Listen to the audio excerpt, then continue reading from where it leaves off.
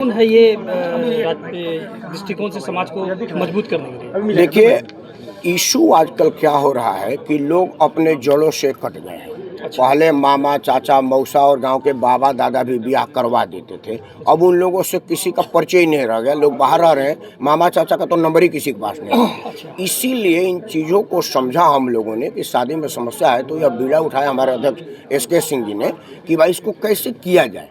तो इसका हुआ कि सबसे तो पहले इन्होंने एक मैट्रिमोनियल ग्रुप बनाया और ईमेल के माध्यम से, व्हाट्सएप के माध्यम से लाखों लोगों के पास इनका मेल और ईमेल जाता है।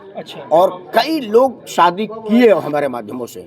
लेकिन एक हुआ कि हम लोग दिल्ली वगैरह में ज़्यादा करते थे, लेकिन चूंकि ये बेसिकली बिहार का रहने वाले हैं, बिहार के लोग कैसे लाभान्वित हो, इस उद्देश्य से पटना में रखा गया है। अच्छा, कहीं ना कहीं लव मैरिज जो आज के डेट में चल रहा है उस प्रचलन को देखते हुए भी ना, वो एक्चुअली वो ना हो इसीलिए हम लोग कर रहे हैं। वो क्यों हो रहा है, जैसे आपने यहाँ देखा ना, पहले ही हम फिक्स कर दें कि हमारी जो होने वाली बहू है वो भी 5 फुट 8 इंच से नीचे ना हो, MBBS MD ना हो, कम ना हो। एक चीज़ बताइए कि मैं भी MA, मेरी पत्नी भी MA, तो चूल्हा कौन बनाएगा, चाय कौन बनाएगा? फिर आप ये कैसे कह सकते तुम चाय बनाओ? आपको MBBS MD भी चाहिए और चाय भी चाहिए जी। एक एग्जाम्पल आपको दे रहा हूँ, वो जरूर आप चलाइएगा, उसका मैं गवाह हूँ। एक आदमी ने कहा ना कि मेरे को IIT MBA लड़की चाहिए। लड़की मिल गई, उसको शादी हो गया। 3 महीना बाद उसका तलाक हो गया।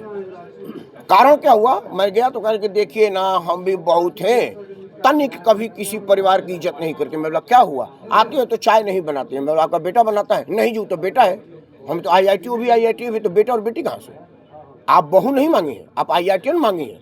यही सब ना हो तब हम लोगों ने इसको विचार किया कि एक दूसरे से लोग मिले और मिल करके बातचीत करें तो जाएगा। समाज तभी आगे आता है जब आप स्वयं थक जाते हैं। समाज को क्या कुछ संदेश देंगे? यही संदेश देंगे कि आप पहले ही मापदंड में तय कीजिए कि हमको ISC लड़का चाहिए, ISC लड़की चाहिए।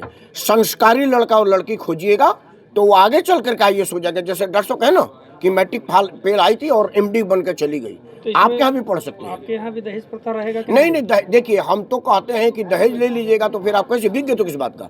हम तो कहते हैं कि आप शादी करिए। दहेज जो है तो अगर मान लीजिए अगर अगला डिमांड करे लड़का वाला, हम उनको समझाते हैं कि उसका दुर्गुण क्या है, दुष्परिणाम क्या है। अब इनसे पूछिए।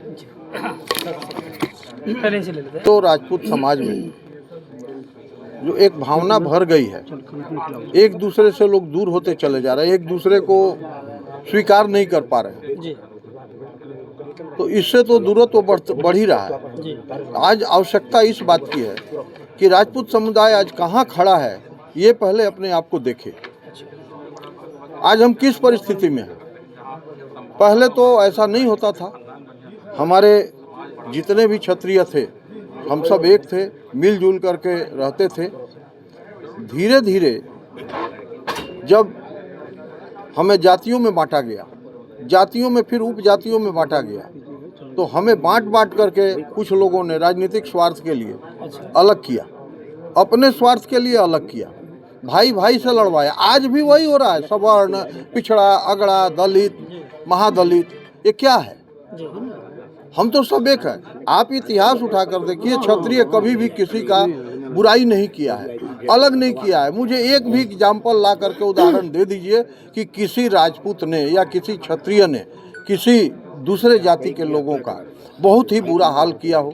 आप अपने समाज को क्या कुछ कहिए? हम अपने समाज को यही संदेश दे रहे हैं कि हम सब मिल करके एक रहें, काम करें। जो प्रतिभावान हैं उन्हें मौका मिले। आरक्षण की तलवार से किसी भी प्रतिभावान का गला न काटा जाए।